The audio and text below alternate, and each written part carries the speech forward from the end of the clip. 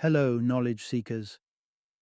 In this episode of 20-Minute Books, we delve into the gripping narrative of Empire of Pain, a carefully investigated account of the infamous Sackler dynasty and their pharmaceutical empire.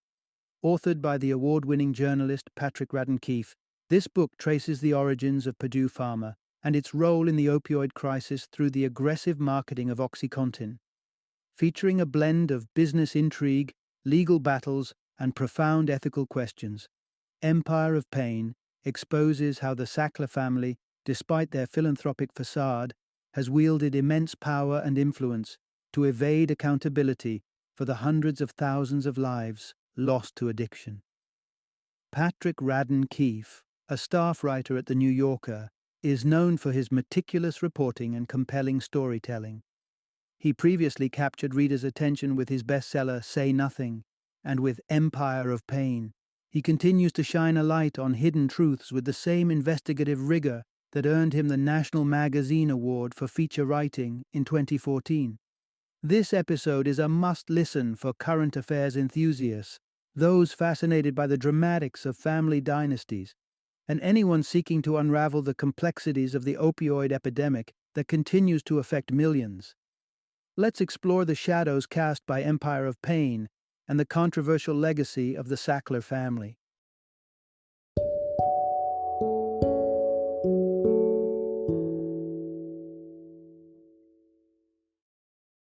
Empire of Pain, The Secret History of the Sackler Dynasty. Introduction. A family's name etched in gold and tainted by scandal. Isaac Sackler's words to his sons seemed almost prophetic. A good name could be the most valuable legacy one leaves behind. Yet, the meteoric rise of Arthur, Mortimer, and Raymond Sackler bore the potential to outshine any warnings. The Sacklers moved from inheritance hopefuls to billionaire benefactors, their name engraved on the walls of the world's most respected institutions. They were the architects of an empire that stood on the foundations of philanthropy and pharmaceutical innovation. Yet, behind the gilded facade of donations and sponsorships, the Sacklers' true source of wealth was shrouded in secrecy. It wasn't until the mid-90s that the veil began to lift, revealing a Pandora's box of pain and addiction. On the face of it, OxyContin seemed like a miracle, a painkiller that promised freedom from suffering, with a supposedly low risk of addiction. Purdue Pharma, the Sackler-owned pharmaceutical giant, unleashed this new drug upon the world, and the dollars began to pour in. But this revenue stream flowed from a well of despair. As OxyContin prescriptions skyrocketed, so did addiction rates. Communities across America were ravaged, their streets lined not with gold but with the fallout of the opioid crisis. What cost $1.80 on the street was paid for with countless lives, a trade-off far more expensive than any could have foreseen. Investigations would uncover a disturbing truth. The family behind Purdue Pharma wasn't blind to the devastation. In fact, they were complicit, pushing for higher doses and broader prescriptions, all the while profits climbed. Once celebrated names etched on the walls of the learned and cultured began to be stripped away, as institutions sought to distance themselves from the now infamous Sackler family. This is a tale of a legacy unraveled, a good name irrevocably tarnished, and an empire of pain left in its wake. Part 1. Chapter 1. Arthur's Ambition and the Birth of a Dynasty. In the throes of early 20th century America, a young man named Arthur Sackler displayed an entrepreneurial spirit that seemed to defy the crushing weight of the Great Depression. While others were tightening their belts, Arthur was ambitiously expanding his horizons, turning his high school paper into a profit-making venture by mastering the art of ad sales, a skill that would later define his fortune and that of his brothers, Mortimer and Raymond. Saving and scrapping, Arthur surged through college, not just earning a degree, but amassing enough wealth to bestow his parents a Brooklyn grocery store. It was his entry into NYU's medical school, however, that laid the groundwork for what would become a monumental shift in the pharmaceutical landscape. Here, He led a double life as a relentless student by day and a daring entrepreneur by night, juggling a punishing workload with an array of side jobs. Arthur's relentless work ethic didn't dissipate post-graduation. By day, he sharpened his medical acumen at a state psychiatric hospital, while the evenings and weekends found him soaring through the ranks of William McAdams, a medical advertising firm. Within an astonishing 2 years, Arthur claimed the presidency and eventually ownership of the company. Possessing both medical insight and marketing genius, Arthur pioneered an advertising approach that revolutionized how pharmaceuticals were sold. He directly engaged doctors through ads in medical journals and literature mailed to their offices. At times, he would employ reputable and sometimes fabricated doctor endorsements to amplify sales. Arthur's prowess reached its zenith with the tranquilizer Valium, catapulting it to the title of America's most prescribed drug and fattening his wallet in return. For Arthur, his brothers Mortimer and Raymond were more than siblings. They were apprentices in a burgeoning empire. Securing them positions at his psychiatric hospital, the trio endeavored into research, eager to exchange archaic methodologies like shock therapy and lobotomies for pharmacological alternatives. 1952 marked a pivotal moment when Arthur, ever the visionary, acquired a small pharmaceutical company that resounded with an air of nobility, Purdue Frederick. Little did anyone know, this modest enterprise would balloon into a behemoth under the Sackler name, weaving into the fabric of their fate a tapestry of both unbridled success and daunting controversy. Part 2. Chapter 2. Laying the cornerstones of an empire. It started humbly enough, with Purdue Frederick's portfolio boasting nothing more eye-catching than common laxatives and earwax removal solutions. Yet, by the mid-1960s, these modest offerings had set the stage for a Sackler saga of immense wealth and influence. Arthur, the eldest Sackler brother, continued to conquer the world of medical advertising, leaving the helm of Purdue to Mortimer and Raymond. The brothers split ownership evenly, yet Arthur's strategic eye never really left the company's horizon. Mortimer, the middle Sackler, embodied a cosmopolitan spirit, crisscrossing the Atlantic to cultivate the family's pharmaceutical footprints on European soil. His fiery temperament went hand in glove with a lifestyle awash in continental luxury, with a collection of residences from the French Riviera to London, echoing an appetite both for business adventures and cultural extravagance. Unlike Mortimer, Raymond fostered a quieter life, the diplomat among siblings. Establishing his roots in Connecticut, close to Purdue's beating heart, he balanced the pressures of his burgeoning business with a more settled family life, as a husband and father to his 2 sons. Yet, Arthur's master class in multitasking and monopoly was nowhere more evident than in his myriad ventures that looped back into one another, a web of interlinked enterprises that spanned from a medical newspaper, replete with his agency's ads, to a research institute that seamlessly doveted drug studies back into the Sacklers' commercial embrace. But the real game-changer for the Sackler brothers was their acquisition of the British company that had innovated a time-release morphine tablet. In an era where opiates were the last resort, reserved for the most grievous bouts of pain usually by cancer patients, this development was groundbreaking. Where once pain relief was tethered to the hospital, now it could be delivered steadily and consistently, freeing patients to manage their pain in the comfort of their own homes. This catalyst in pain management bore the name MS Contin, and from it, the Sacklers' pharmaceutical dominion would grow, not only broadening their wealth, but also setting the stage for a looming health crisis that would envelop nations. Part 3. Chapter 3. The Sacklers' silent signature on society.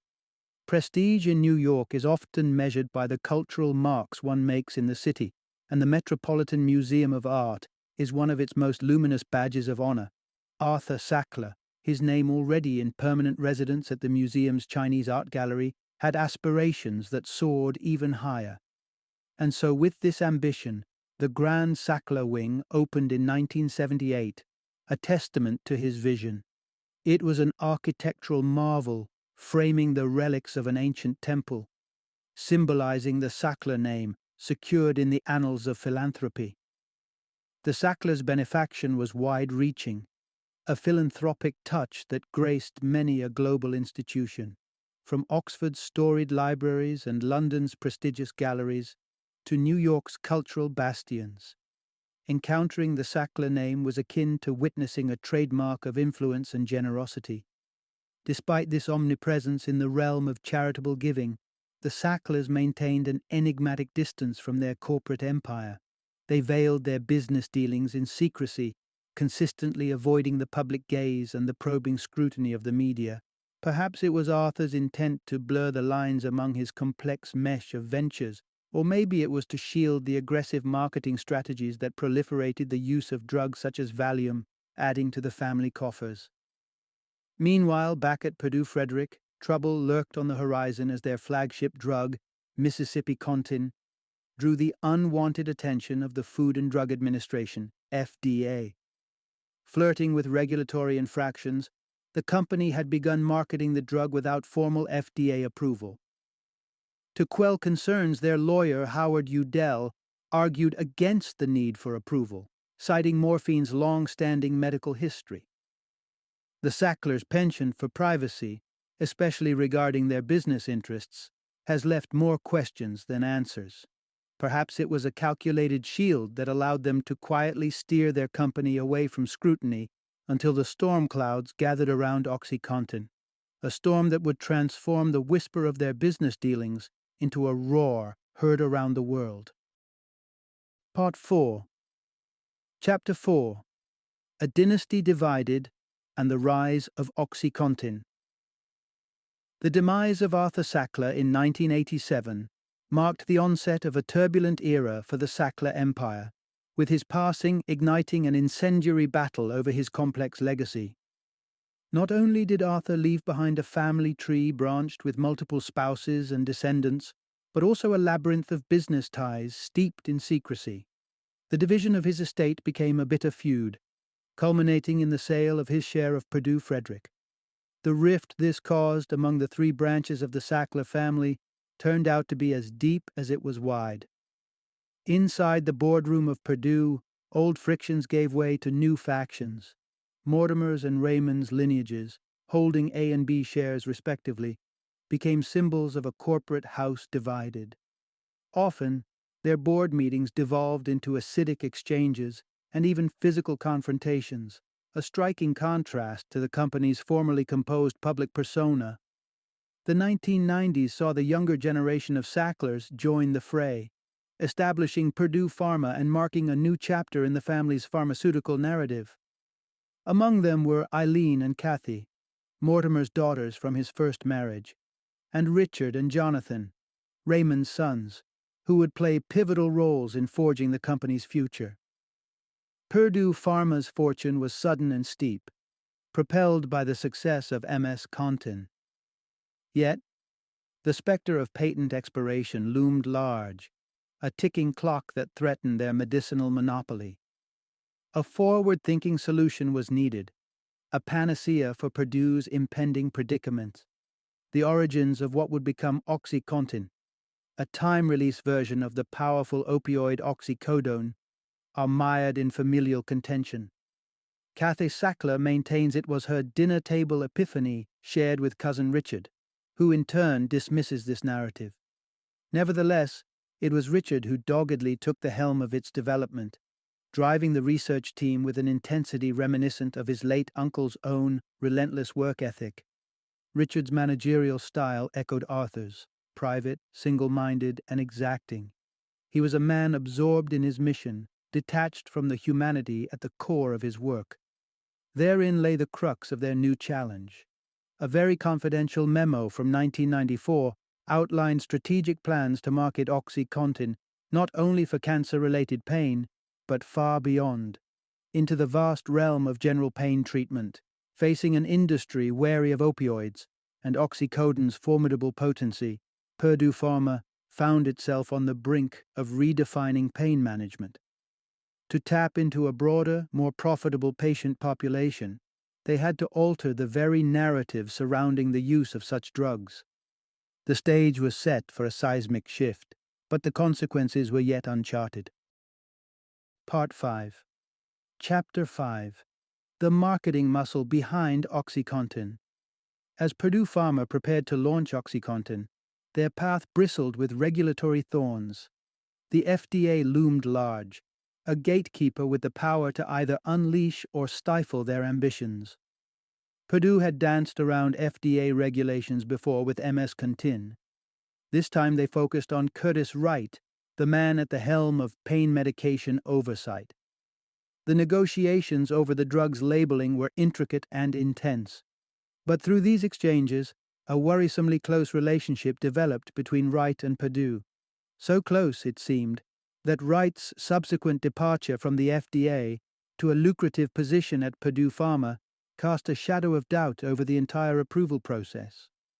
Once OxyContin hit the market, the company deployed a veritable sales force armed with talking points designed to dispel any lingering fears doctors had about prescribing such a potent opioid. Their primary argument hinged on OxyContin's controlled release mechanism. Purdue claimed that by releasing the drug over a 12-hour span, it bypassed the instant gratification and subsequent addiction that so often accompanied opioid use. Yet their evidence was questionable at best, a mere citation of the less than 1% addiction rate statistic that originated from a brief, non-peer-reviewed letter rather than extensive studies. Despite this lack of rigorous research on addictive properties, sales representatives persisted, hailing OxyContin as a versatile solution, ideal for a variety of pain issues, both acute and chronic.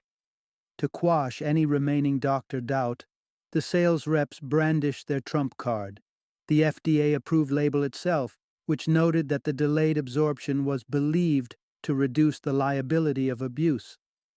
The word believed was the crafty hedge on which much rested. But Purdue's influence didn't end at the physician's office. They financed organizations such as the American Pain Foundation and the Pain Care Forum, which, while outwardly appearing as champions for pain management reform, functioned as front groups that lobbied for pharmaceutical interests.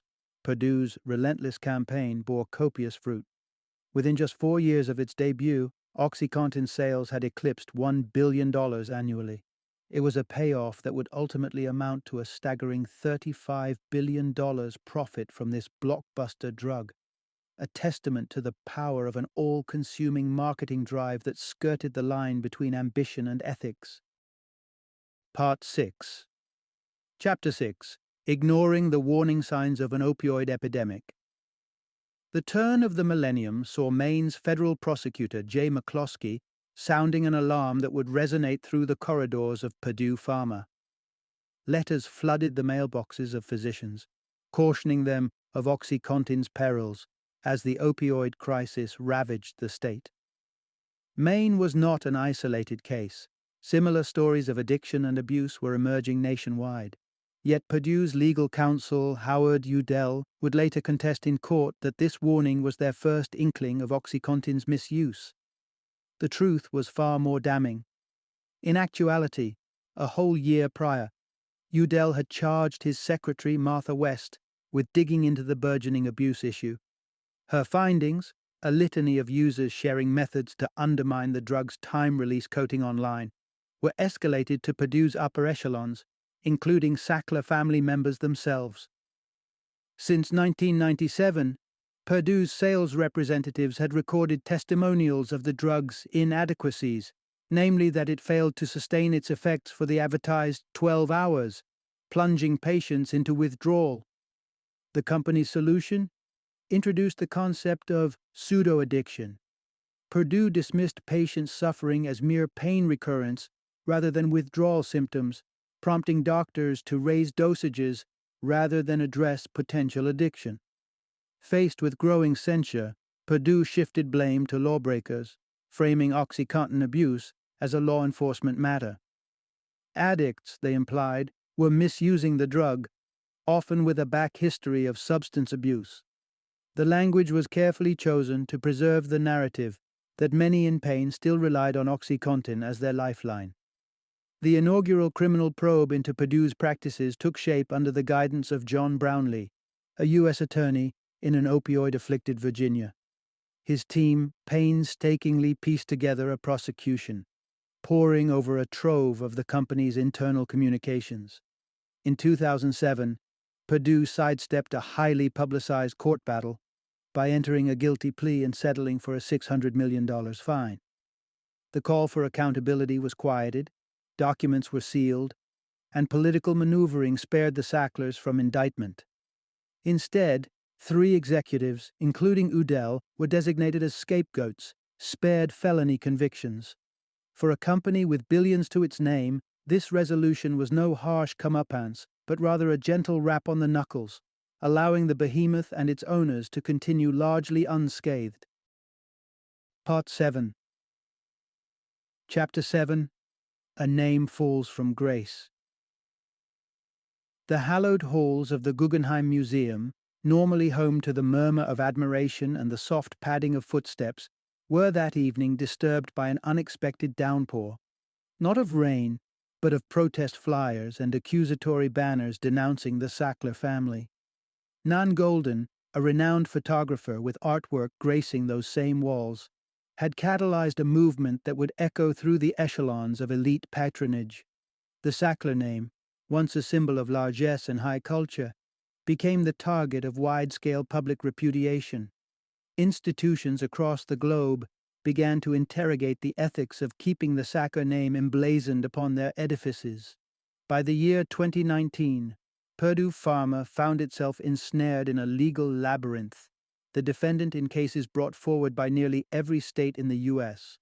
Significantly, 14 states went beyond corporate accountability, pointing fingers directly at individual Sacklers. An avalanche of lawsuits from counties, cities, and medical facilities threatened to smother the company entirely.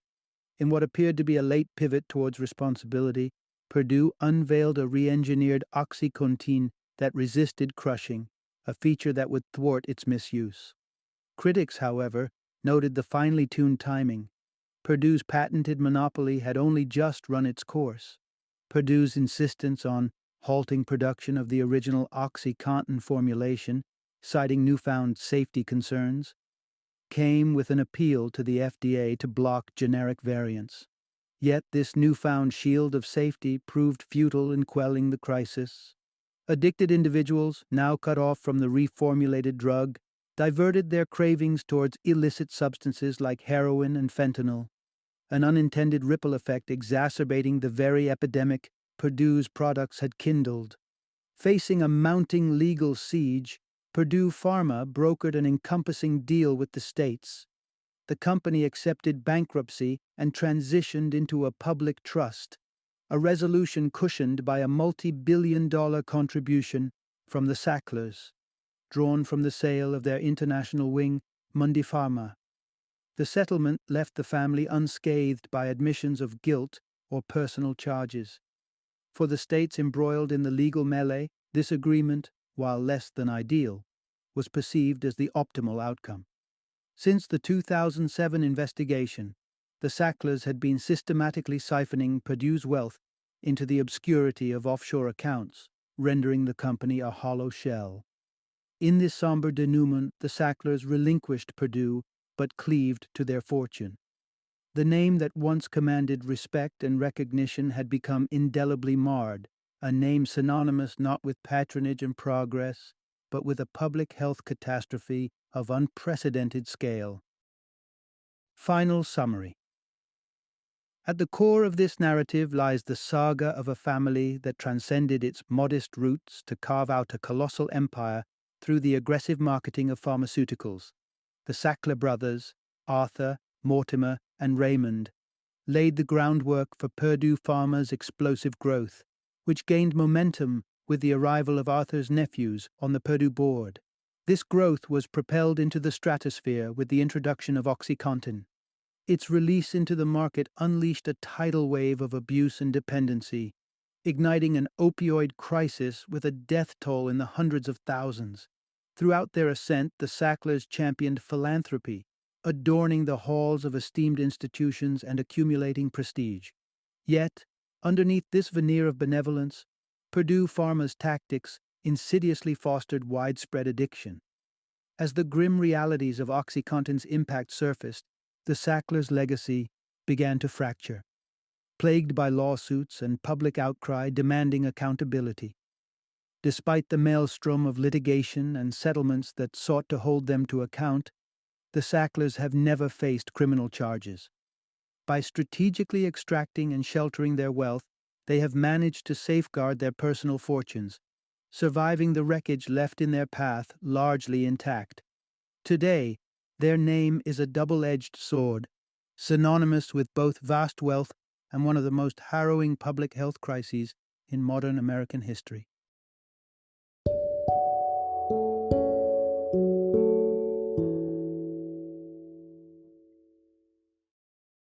Thank you for joining me today on this journey of learning and discovery as we explored the insights of another thought-provoking book in our growing library of knowledge.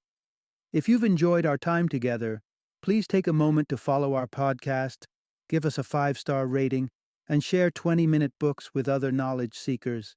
Your support truly means a lot. Don't forget to join me again in the next episode, where we will delve into another enriching book. Until then, happy reading and happy listening.